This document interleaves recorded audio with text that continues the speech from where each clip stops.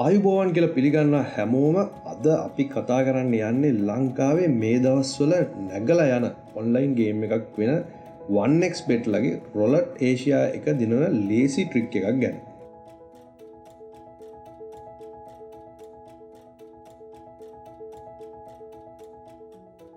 මේ ට්‍රික් එකේදී වෙන්නේ අපේ විනින් පර්සන්ටේජ් එක වැඩි කරගන්න එක.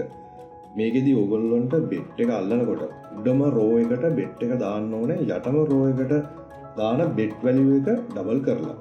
මේකෙදි මම 40 සහ 20 ගන්නවා බෙට් වැලියු වලට. උඩම එක සිලෙක්ට් වුණොත් ඩබල් හම්බ වෙනවා.